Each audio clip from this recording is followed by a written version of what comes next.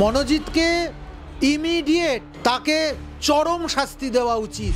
মানুষ এখন এই রাজত্বে এসে এখন আর ধর্ষণ করতে, খুন করতে, রাহাজানি করতে, ঘুষ খেতে আর ভয় পাচ্ছে না। লাভ বাইট করবার পর সেই মেয়েটি এসে হাউ হাউ করে কেঁদে, হ্যাঁ, এবং সে কি একটার পর একজন, একজনের পর একজন, তিনজনকেই লাভ বাইট করেছে। এই সমস্ত শাক দিয়ে মাছ ঢাকা যায় না। মাননীয় পদ্মশ্রী প্রদীপ্তানন্দজি মহারাজের বিরুদ্ধে যা কিছু হয়েছে সবটাই বানানো, সমস্তটাই কার্তিক মহারাজের হিন্দু সমাজের প্রতি যে অবদান তাকে হ্রাস টানবার জন্য এই জঘন্য ন্যাক্কারজনক একটা পরিস্থিতি তৈরি করা হয়েছে। 12 বছর ধরে উনি সুখ অনুভব করেছেন, আর 12 বছর পর এসে ওনার চৈতন্যদয় হয়েছে। আহা হা হা, কি সুন্দর কথা। হ্যাঁ, ওনার মুখে একটা জুতোর বাড়ি ছাড়া আর কিছুই দেবার নেই। কারা চক্রান্ত করছে আমরা তো দিব্যি বুঝতে পারছি। যাদের বাড়া ভাতে ছাই পড়ছে কার্তিক মহারাজের এই আগ্রাসনে, কার্তিক মহারাজের এই এগিয়ে যাওয়াতে, কার্তিক মহারাজের হিন্দুদের হয়ে কথা বলাতে, যারা দুধেল গাই পোষে, যারা মিনি পাকিস্তান বানায়, যারা বলে হিন্দুত্ব নিয়ে জন্মানো একটা দুর্ভাগ্য, তাদেরই নিশ্চয়ই এটা ষড়যন্ত্র।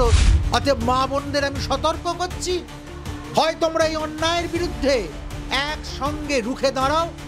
শুভবুদ্ধি সম্পন্ন প্রতিটি মানুষের কাছে আমি করজোড়ে প্রার্থনা করছি, হয় আমরা এখন এক হয়ে এই অন্যায়ের বেসাতিকে রুখে দিন, নচেত আপনার ঘরের মা বোনেরাও কিন্তু নিরাপদ নয়।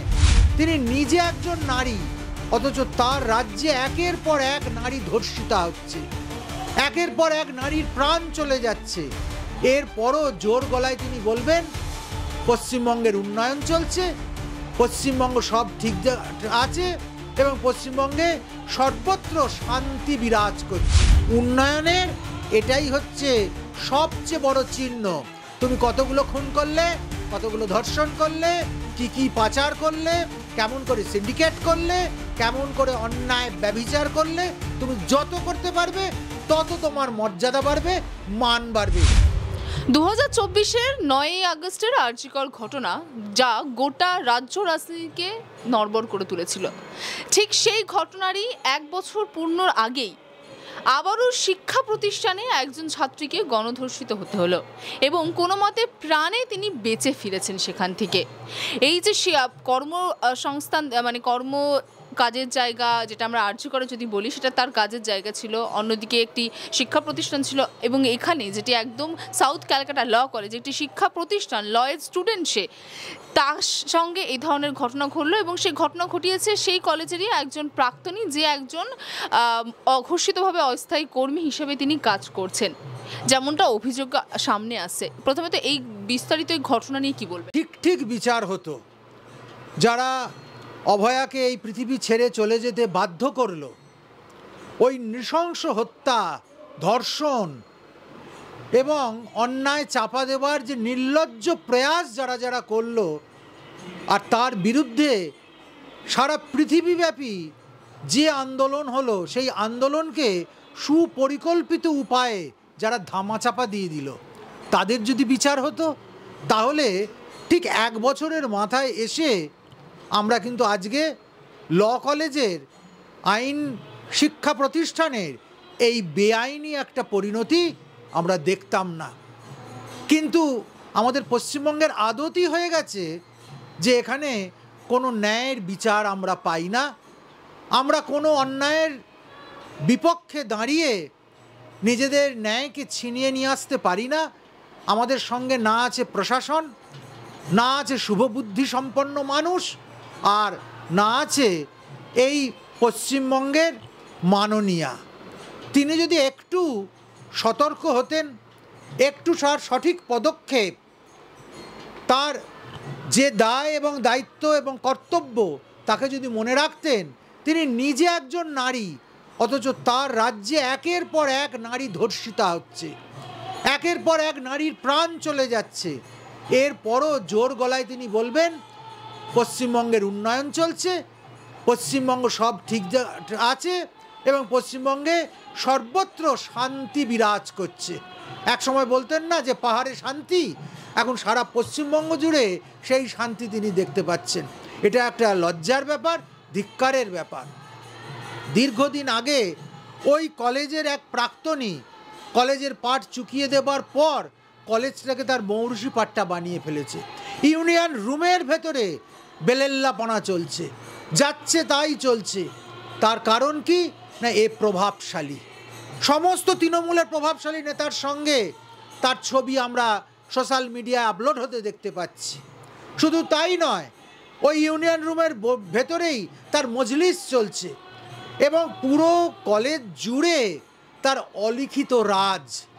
এরকম প্রত্যেকটা কলেজে এবং প্রত্যেকটা কলেজে কলেজে এই যে তাণ্ডব, এই যে অন্যায়ের বেসাতি, এই যে ঘুঘুর বাসা, এগুলোকে ভাঙতে না পারলে যে অন্যায় চলছে এই অন্যায়কে ঠেকানো যাবে না। আরও হাজারে হাজারে নারীকে প্রস্তুত থাকতে হবে এই লোভ লালসাপূর্ণ, এই জঘন্য হৃদয়ংসাপূর্ণ এই দলটার যুবকদের কাছে, এই দলটার সমর্থকদের কাছে ধর্ষিতা হবার জন্য। অতএব মা বোনদের আমি সতর্ক করছি, হয় তোমরা এই অন্যায়ের বিরুদ্ধে একসঙ্গে রুখে দাঁড়াও। শুভবুদ্ধি সম্পন্ন প্রতিটি মানুষের কাছে আমি করজোড়ে প্রার্থনা করছি, হয় আমরা এখন এক হয়ে এই অন্যায়ের বেসাতিকে রুখে দিন, নচেত আপনার ঘরের মা বোনেরাও কিন্তু নিরাপদ নয়। আপনি চাকরি করতে পাঠাবেন, আপনি লেখাপড়া শিখতে পাঠাবেন, আপনি মানুষ করতে পাঠাবেন, আপনি সংসার চালানোর জন্য কাউকে পাঠাবেন, শেষ পর্যন্ত তার ডেড বডিটা ফিরে আসবে, ক্ষত বিক্ষত হয়ে ফিরে আসবে, কিংবা ধর্ষিত হয়ে ক্রন্দনাতুর হয়ে ফিরে আসবে, আপনারই বুকের ওপর পাথর হয়ে চেপে বসবে। এই অন্যায়ের আশু প্রতিবিধান হওয়া দরকার, এ আর চলতে দেওয়া যায় না। কসবা কাণ্ডে মূল অভিযুক্ত মনোজিৎ মিশ্রের এগেনস্টে আরও একজন সরব হয়েছেন, আরও এক নির্যাতিতা সরব হয়েছেন। মনোজিৎকে ইমিডিয়েট তাকে চরম শাস্তি দেওয়া উচিত, কিন্তু দুর্ভাগ্যের বিষয় হয়তো মনোজিৎ বেলও পেয়ে যাবে, সে বাইরে ঘুরেও বেড়াবে। তার একটাই কারণ, এখানে জঙ্গলের রাজত্ব চলছে, তার একটাই কারণ, এখানে অন্যায়কারীর রাজত্ব চলছে, আর একটাই কারণ, এখানে রাম রাজত্ব নয়, কৃষ্ণের রাজত্ব নয়, ধর্মের রাজত্ব নয়, বরং এখানে শূর্পণখার রাজত্ব, তারকার রাজত্ব এবং অন্যায়ের রাজত্ব চলছে। এ রাজত্ব যতক্ষণ না পর্যন্ত আমরা বন্ধ করতে পারছি, যতক্ষণ না পর্যন্ত ক্ষমতার বিকেন্দ্রীকরণ করতে পারছি, ততক্ষণ পর্যন্ত মনে হয় না এই অন্যায়ের প্রতিবিধান হবে। পুলিশ সূত্রে খবর, প্রাথমিকভাবে অনুমান করা হচ্ছে যে ঘটনাটি ঘটেছে সে ঘটনাটি সম্পূর্ণই নাকি পরিকল্পিত ছিল। একদম পরিকল্পিত। পরিকল্পিত ছাড়া কখনো একসঙ্গে তিনটি যুবক, একজন 30-এর ঊর্ধ্ব, একজন আবার 20-র নিচে, আর একজন 20 থেকে 30-এর মধ্যে, এইসব যুবকেরা একত্রিত হয়ে এই কাণ্ডটা ঘটিয়ে ফেললো। 1 বাই 1 গিয়ে এই ঘটনাটা ঘটালো। এই নৃশংসতা, এই অন্যায়, এবং সেইখানে তাদের যে ক্ষমতা, তাদের যে অবাধ বিচরণ, সিসিটিভিতে যেটা ধরা পড়ছে, পারিপার্শ্বিক মানুষজনের বয়ান থেকে যেটা ধরা পড়ছে, সেখানকার ছাত্রছাত্রীদের কাছ থেকে আমরা যেটা জানতে পাচ্ছি, এটা তো পরিষ্কার এই সমস্ত পূর্ব পরিকল্পিত। মানুষ এখন এই রাজত্বে এসে এখন আর ধর্ষণ করতে, খুন করতে, রাহাজানি করতে, ঘুষ খেতে আর ভয় পাচ্ছে না। এখন এটাই এ রাজ্যের দস্তুর হয়ে গেছে। উন্নয়নের এটাই হচ্ছে সবচেয়ে বড় চিহ্ন। তুমি কতগুলো খুন করলে, কতগুলো ধর্ষণ করলে, কি পাচার করলে, কেমন করে সিন্ডিকেট করলে, কেমন করে অন্যায় ব্যভিচার করলে, তুমি যত করতে পারবে তত তোমার মর্যাদা বাড়বে, মান বাড়বে। ছি ছি ছি, ধিক্কার। মহারাজ, ইতিমধ্যে গতকালই মনোজিৎ মিশ্রের যিনি আইনজীবী তিনি কিন্তু একটি বড় স্টেটমেন্ট দিয়েছেন। তিনি বলছেন যে তার গায়ে লাভ বাইটের চিহ্ন ছিল, তাকে তাকে যে ধর্ষণের যে কেস তার এগেনস্টে দেওয়া হয়েছে তাকে সম্পূর্ণভাবে ফাঁসানো হয়েছে, সে ধর্ষিত বা ধর্ষণ করেননি। এইগুলো সমস্ত উকিলের বানানো কথাবার্তা। হ্যাঁ, লাভ বাইট করবার পর সেই মেয়েটি এসে হাউ হাউ করে কেঁদে, হ্যাঁ, এবং সে কি একটার পর একজন, একজনের পর একজন, তিনজনকেই লাভ বাইট করেছে। এই সমস্ত শাক দিয়ে মাছ ঢাকা যায় না। এসব আন্তাবড়ি কথা বলে স্ত্রীলোকদেরকে, নারী সমাজকে, ধর্ষিতাকে কোনো দিন মুছে দেওয়া যাবে না, কোনো দিন এই অন্যায় চলতে দেওয়া যায় না। এরা শুধু নৃশংস নয়, এরা পাষণ্ড। না হলে ধর্ষকের পক্ষে দাঁড়িয়ে যে উকিল কথা বলে তার নিজের ঘরে কি মা বোন নেই, তার নিজের কি আত্মীয় স্বজন নেই? তার যদি এরকম পরিণতি হতো, সে সেখানে গিয়ে দুটো পয়সার জন্য মিথ্যেকে সাজিয়ে তুলে সত্যকে আড়াল করতে পারতো তো? এটা আমি তার বিবেকের কাছে প্রশ্ন করছি। মহারাজ, এই ঘটনার পরে তৃণমূল কংগ্রেস থেকে বা শাসক দলের নাম যেহেতু বারবার জড়িয়ে আছে এই ঘটনায়, তাদের বক্তব্য যেটা ছিল এই ঘটনা তারা যেমন নিন্দা করছে, পাশাপাশি কার্তিক মহারাজের প্রসঙ্গ আমরা সর্বত্র তাদের মুখে শুনতে পেয়েছি। কার্তিক মহারাজের যার বিরুদ্ধে ইতিমধ্যে কিন্তু এই একই ধরনের অভিযোগ উঠেছে এবং আজই কিন্তু তার এগেনস্টে আদালতে মামলাও রয়েছে, শুনানি মামলা। আইন আইনের পথে চলবে নিশ্চয়ই। আমরা আইনের শাসন বা আইনের পদক্ষেপকে অস্বীকার করছি না, কিন্তু কার্তিক মহারাজ, মাননীয় পদ্মশ্রী প্রদীপ্তানন্দজি মহারাজের বিরুদ্ধে যা কিছু হয়েছে সবটাই বানানো, সমস্তটাই কার্তিক মহারাজের হিন্দু সমাজের প্রতি যে অবদান তাকে রাশ টানবার জন্য এই জঘন্য ন্যাক্কারজনক একটা পরিস্থিতি তৈরি করা হয়েছে। 12 বছর আগে নাকি এই ঘটনা ঘটেছে, আর 12 বছর পর ওই মহিলার মনে হয়েছে যে এখন এই কথাটা প্রকাশ করলে, এখন এই অন্যায়ের প্রতিবিধান চাইলে ভালো হতো। 12 বছর ধরে উনি সুখ অনুভব করেছেন, আর 12 বছর পর এসে ওনার চৈতন্যদয় হয়েছে। আহা হা হা, কী সুন্দর কথা! হ্যাঁ, ওনার মুখে একটা জুতোর বাড়ি ছাড়া আর কিছুই দেবার নেই। কিন্তু এখনো পর্যন্ত বারংবার কিন্তু শাসক দলের তরফে কার্তিক মহারাজকে অঘোষিতভাবে ধর্ষণ হিসেবে মেনেই নিয়েছে। হ্যাঁ, তা তো মেনে নেবেই, কেননা কার্তিক মহারাজের চোখের বালি হয়েছে তাদের। কার্তিক মহারাজ যে সত্য কথা বলে, কার্তিক মহারাজ যে সত্যের হয়ে লড়ে, কার্তিক মহারাজ যে গেরুয়া পরে সাধারণ মানুষের আস্থা ভাজন হয়েছেন, সেখানে অনেকগুলো স্কুল চালাচ্ছেন, হাজার হাজার ছেলের জীবন তৈরি করে দিচ্ছেন, বহু মানুষ তাকে আশ্রয় করে বাঁচছে। এটা কোনো দিন হতে দেওয়া যায়? যদি তুমি কিছু করতে চাও তাহলে তোমাকে তৃণমূলের ঝান্ডা নিয়ে করতে হবে, শাসকের ঝান্ডা নিয়ে করতে হবে।